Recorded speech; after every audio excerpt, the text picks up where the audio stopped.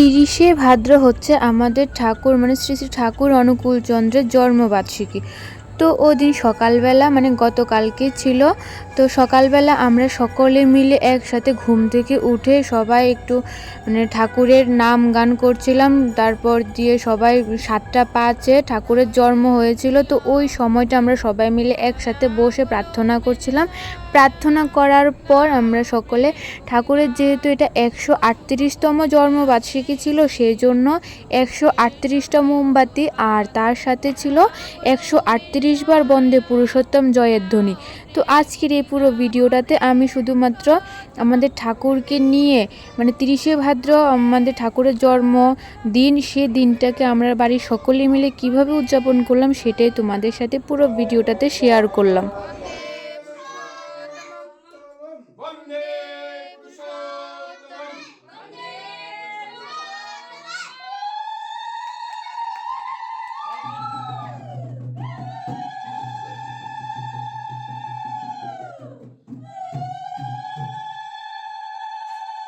138 বার ধ্বনি শেষ করার পর আমরা মানে আমি কাকিমণি আমরা সকলে মিলে একটু এখানে ঠাকুরের গান করছিলাম।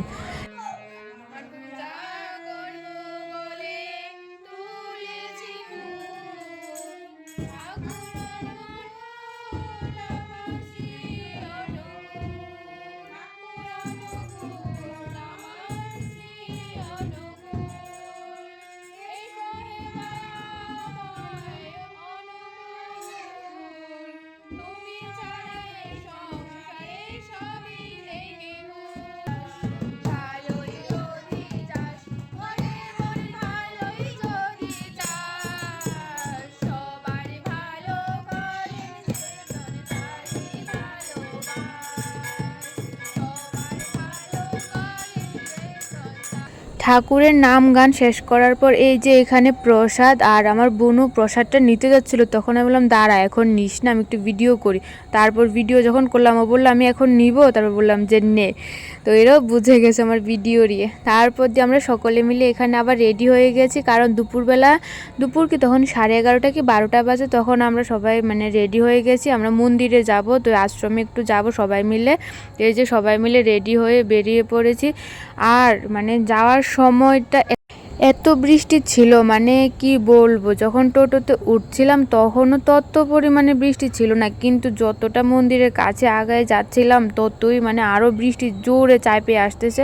তার মধ্যে মেন রোড পার করে যে রোডে ঠাকুরের আশ্রম, ওই রোডে তো আরও বেশি পরিমাণে বৃষ্টি, মানে যত কাছে যাচ্ছিলাম ততই বৃষ্টি।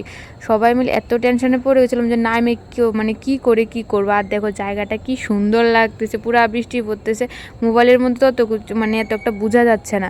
আর দেখো লাস্ট পর্যন্ত টোটোর যে সাইডের যে কভারগুলো এগুলো পর্যন্ত দিয়ে দিতে লাগছে, এত বৃষ্টি পড়ছিল। তারপর আশ্রমে ঢুকে তো দেখি এই অবস্থা, সবাই ছাতা মাথায় আর পুরো বৃষ্টি চারিদিকে। তারপরে এখানে না আমার একটা ভুল হয়ে গেছে, মানে ঠাকুরের মন্দির বর্মা বর্দা, তা ওদের 3জনকে এক সাইডে।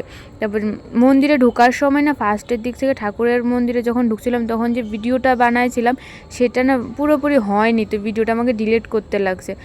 তো এই যে এখানে বর্দা আর ছিল বড়মা আর বর্দার মানে মন্দিরের ভিডিওটা একটু ঠিকঠাকভাবে হয়েছে, আর ওইটা না আমার একটু ভুল হয়ে গেছে, যে কারণে ভিডিওটাকে আমার ডিলিট করতে হয়েছে। তারপর সব কিছু এখানে প্রণাম করার পর আমরা এখানে প্রসাদের লাইনে দাঁড়িয়ে পড়লাম, কারণ প্রচণ্ড বৃষ্টি পড়ছিল, বেশিক্ষণ দাঁড়িয়ে থাকার মতো অবস্থায় ছিল না। তো ভাবলাম কি আগে প্রসাদটা নিয়ে নিই, দুপুরও হয়ে গেছে, তখন প্রায় 2:30 কি 3টা বাজে, তখন আগে প্রসাদটা নিয়ে নিলাম।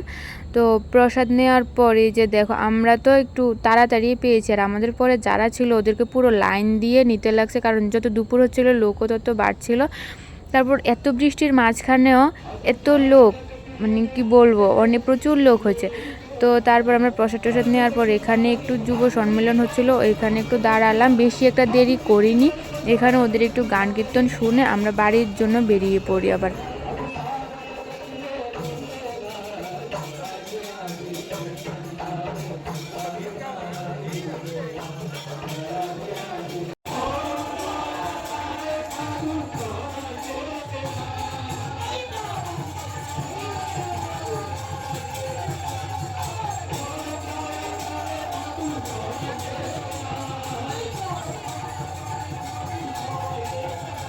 তো দেখো মন্দির থেকে বেরোয়ার সাথে সাথে এখানে আমি ফুচকা দেখতে পেয়ে, মানে ফুচকা দেখলে তো নিজেকে কন্ট্রোল করা যায় না। তো এখানে 10 টাকার অল্প হলেও খেতে লাগবে। তো ফুচকা খেয়ে আমরা সকলে মিলে বাড়ির জন্য বেরিয়ে পড়েছি, কারণ ওয়েদারটা প্রচণ্ড খারাপ ছিল, আবার বৃষ্টি নামার চান্স ছিল সেই জন্য। তো আমার ভিডিওগুলো তোমাদের কেমন লাগে প্লিজ একটা ছোট্ট একটা কমেন্ট করে আমাকে জানিও। তোমাদের কমেন্টগুলো তোমরা যদি কমেন্ট করে জানাও আমাকে, তাহলে আমি আরও নতুন নতুন ভিডিও বানানোর জন্য উৎসাহ পাবো। তো দেখা হবে নতুন আরেকটি ভিডিওর সাথে। পুরো ভিডিওটাতে আমাদের ঠাকুরকে নিয়েছিল।